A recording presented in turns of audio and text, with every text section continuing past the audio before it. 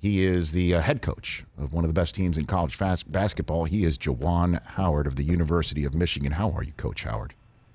I'm doing well, man. How you doing, Rich? You're doing great, Juwan. You're doing great. Let me use the proper word. I understand you're a humble man, but you are doing great. I could not be more proud and excited. Flat out. I'm just going to drop the professionalism here to start this interview. I couldn't be more excited. What is it like for you to be the coach and perform and with seeing your kids performing so well and you succeeding as you are so far? Well, first I want to say to you, man, that I remember last season we had this conversation. We had a really good conversation on the phone about just the opportunity of coming back to a beautiful institution that we both have been a part of and had the experience of being a student here at the University of Michigan, and how it was a dream job for me, and it was a dream come true. And you know what? Today, that feeling hasn't changed at all whatsoever. This is a wonderful opportunity to be able to impact young men. These student athletes are striving during some uncomfortable times, and they're doing some special things, being able to manage what they're managing and not making excuses for it, but being stars at wherever, that thrown their way. And so I am not, it's not because of me, it's them. And I'm just so proud of our players and how they've been competing this season during these unchallenging times.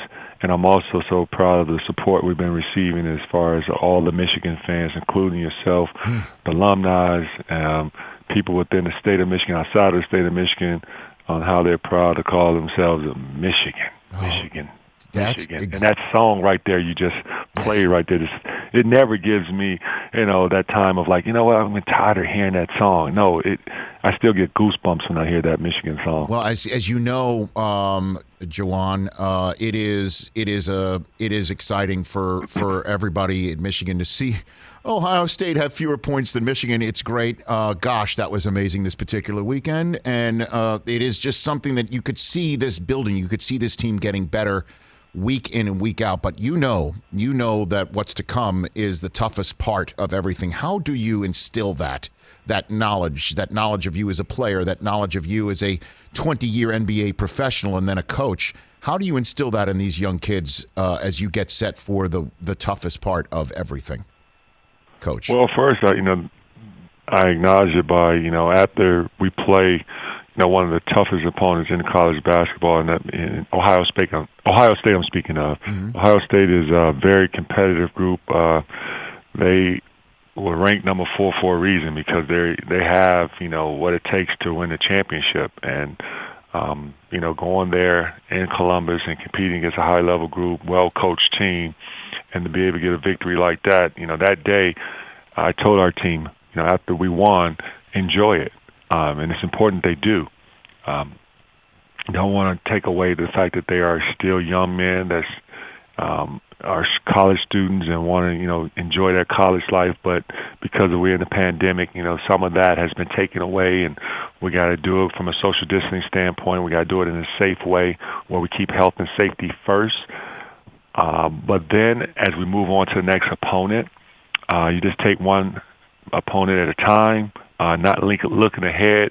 Yes, we knew that we had Iowa as our next opponent, but keeping them engaged on, enjoying that day, because they earned the right to enjoy it and have fun by competing so hard and doing something so special where you went into, I call it a lion's den, and pulled out a victory. But knowing that we can't look ahead, we cannot start thinking about, Big Ten championship. We haven't gotten there yet. We still have, one opponent who's, waiting to play against us, and that's Iowa, who's another very well-coached team, plays extremely hard. They're super talented, and as we all know, they have great shooting on the floor, but they have guys that have played together, and they're led by a guy by the name of Luke Garza. No doubt. The Big Ten is stacked, and I look forward to seeing how you negotiate this crucible as you, I guess, it looks like you're going to set up residence in Indianapolis for March, right? I mean, you're going to... That's the plan. I mean, that's the plan. I mean, it's where the Big Ten tournament is, and then that's where the bubble is. Looks like you're going to be spending a lot of time in Indianapolis. Yeah, and I'm not making an excuse for it. And I told, when that time comes, I'm gonna make sure that our guys pack enough clothes, That's right. enough underwear, enough socks.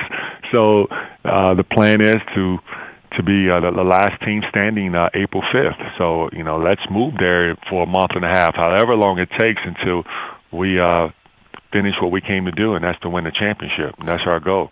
Hey, you watched all the way to the end. Thanks for that. Watch more right here.